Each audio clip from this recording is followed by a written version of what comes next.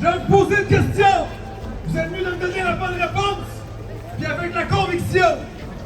Êtes-vous prêts à aller jusqu'au bout? Non. C'est pas assez fort, ça, je le sens pas. Êtes-vous prêts à vous tenir debout? Ça a de l'allure.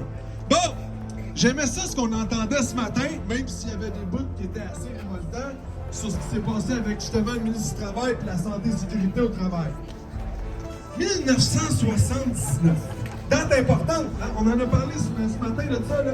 La loi sur la santé et sécurité au travail. On est passé à ce moment-là, pour ce qu'on était pourri en santé et sécurité au travail, à un leader en Amérique du Nord en santé et sécurité au travail. 40 ans plus tard, on est retourné pourri en prévention, puis en plus, on a eu des reculs majeurs en réparation. Ça marche pas, là. Ça marche pas parce que depuis 40 ans, là, ça avance pas. Puis en 1979, là, quand on a eu ce gain-là, et pas mal d'autres gains aussi pour la classe ouvrière, hein? Pas juste la loi sur la santé et sécurité au travail, hein, l'assurance maladie, la loi anti-SCAP. On en a fait 2-3 bons gains, me semble, dans les années 60-70. Qu'est-ce qui se passait, coudonc, dans les années 60-70? Hein? Le monde était dans la rue! Puis pas juste les syndicats, là! Tout le monde! Tout le monde était dans la rue, les groupes communautaires, puis on revendiquait pour le droit des femmes, pour la santé et sécurité. Mais... Ouais, mais comment ça s'est appelé cette époque-là, coudonc? Ah, ben oui, je veux vous entendre le dire. Comment ça s'appelait? Le premier mot commence par R.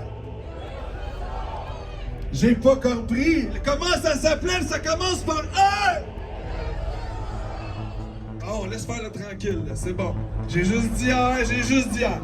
Là, après ça, depuis 40 ans, on fait beaucoup de dialogue social. Oh. Je suis pas contre le dialogue social. On est têtu pour se poser 2-3 questions sur ce que ça donne comme gain pour la classe ouvrière de faire du dialogue social. Peut-être qu'on est mieux d'en faire un peu moins puis un peu plus de contestation sociale, un peu plus de manifestation, un peu plus de protestation. Et peut-être qu'on va se remettre à gagner. Surtout, reste à qui la rue? À qui la rue? Maintenant, moi, si j'ai juste un souhait à faire, parce que là, le sommet, c'est fantastique, mais il y a un après ça. Hein? Il y a un après ça. La santé et sécurité au travail, il faut que ça reprenne ses notes de noblesse dans l'action syndicale. Si on veut que ça reprenne ses lettres de noblesse dans l'action syndicale, ça passera pas par une rencontre d'un représentant tout seul avec le boss. C'est pas de même ça va fonctionner. Faut que ça occupe la place que ça doit dans l'action collective. Dans la négociation de nos conventions collectives, mais plus que ça. Parce que t'es pas obligé d'attendre le renouvellement de ta convention collective pour passer la case du boss. Puis la santé et sécurité au travail, il faut que ça redevienne un enjeu de toutes les travailleuses et les travailleurs.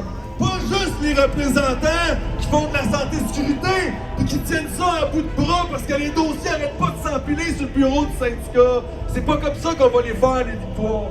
Si on veut gagner dans nos shops, dans nos milieux de travail, en santé puis en services sociaux puis en éducation, il y a plein de monde qui va parler après moi, il faut que j'en ai conclure. Mais je ne peux pas conclure sans dire que la CAQ est un gouvernement sexiste, raciste et anti-travailleuses et anti-travailleurs. Je termine là-dessus, mettons de l'avant la santé et la sécurité dans l'action collective. Dénonçons les lois sexistes comme celles que sont en train de mettre de l'avant, de mettre de côté des centaines de milliers de femmes qui travaillent dans le système d'éducation, de la santé et des services sociaux. Faut se tenir debout, mes amis!